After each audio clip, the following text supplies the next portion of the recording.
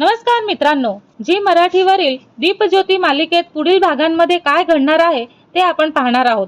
पण त्याआधी जर तुम्ही आमच्या चॅनलला सबस्क्राइब केलं नसेल तर सबस्क्राइब करा आणि व्हिडिओ आवडल्यास लाईक द्यायला विसरू नका। तर आपण पाहतो की भागाची सुरुवातीला ज्योतीच्या घरातील अतिशय दुःखद वातावरणाने होते। अभिजितचा आणि सुजयचा अपघातात मृत्यू झाल्यामुळे संपूर्ण कुटुंब खचलेले असते। ज्योतीची आई सतत अभिजितच्या आठवणीत हरवलेली दिसते आणि प्रीती सुजयच्या आठवणीत हरवलेली दिसते आणि त्यांच्या वस्तू पाहून वारंवार रडत असते, कारण अभिजित हा घराचा मुख्य आधार होता। प्रीती अजूनही या घटनेचा धक्का सहन करू शकत नाही आणि तिच्या मनामध्ये खूप राग आणि खूप दुःख साचलेलं असतं। ज्योती मात्र स्वतःचे दुःख बाजूला ठेवून घरातील सर्वांना सांभाळण्याचा प्रयत्न करते आणि आई व प्रीती यांना धीर देत असते। आणि इकडे दीपला कळत असतं की काही लोकांनी ज्योतीच्या कुटुंबाला आर्थिक मदत देण्याचा प्रयत्न केला होता, पण ज्योतीची आई ती मदत ठामपणे नाकारते आणि स्पष्ट सांगते की जे जरी गरीब असले तरीही आर्थिक अडचणीत असले तरीही ते कोणासमोर हात पसरवणार नाहीत आणि पैसे घेणे म्हणजे अभिजितच्या मृत्यूच्या किमती लावण्यासारखे आहेत असे ती म्हणत असते। आणि दीपला ज्योतीची आईचा स्वाभिमान पाहताच तिच्याबद्दल आदर वाटतो आणि तो त्यांच्या निर्णयाचा आदर करून त्यांना मानसिक आधार देण्याचा प्रयत्न करतो। काही दिवसांनी ज्योती घराची आर्थिक परिस्थिती पाहून एक मोठा निर्णय घेते आणि ती ठरवते की ती आपले MBA चे शिक्षण थांबवेल आणि नोकरी करेल, जेणेकरून ती घराची जबाबदारी सांभाळू शकेल।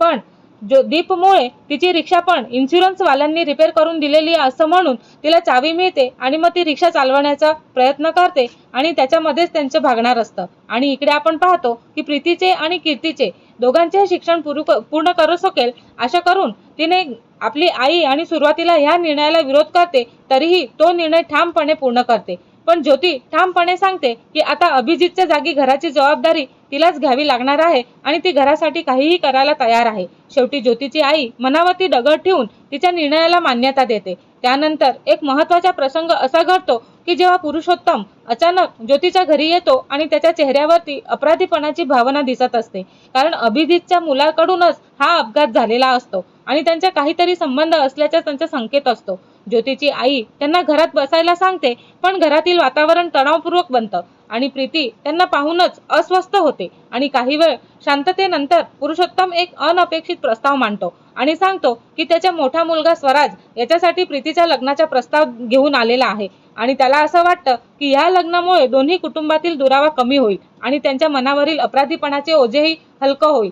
हा प्रस्ताव ऐकताच प्रीती खूप संतापाने आणि स्पष्ट सांगते की तिला हा प्रस्ताव अजिबात मान्य नाही, कारण तिच्या मते ज्यांच्या कुटुंबाशी त्यांच्या दुःखाचा संबंध आहे त्या घरात सून म्हणून जाणे म्हणजे अभिजितच्या आणि सुजयच्या आठवणींशी विश्वासघात करणे आहे आणि ती ठामपणे सांगते की ती अशा घरामध्ये कधीही लग्न करणार नाही। ज्योती प्रीतीला शांत करण्याचा प्रयत्न करते आणि ज्योतीची आई देखील परिस्थिती समजून घेण्याचा प्रयत्न करते, पण घरातील तणाव वाढतच जातो। इकडे आपण पाहतो की पुरुषोत्तम नम्रपणे बोलण्याचा प्रयत्न करतो आणि त्यांच्या भावना समजावून सांगण्याचाही प्रयत्न करतो, पण परिस्थिती खूपच गुंतागुंतीची झालेली असते।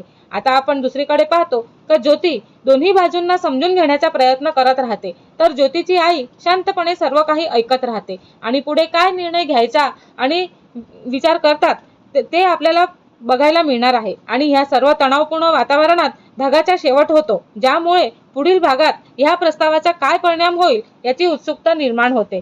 तर पुढील भागांमध्ये प्रीतीचा काय निर्णय राहणार आहे ते आपल्याला बघायला मिळणार आहे, पण ते बघण्यासाठी आमच्या चॅनलला लाईक, शेअर आणि सबस्क्राइब करायला विसरू नका। धन्यवाद।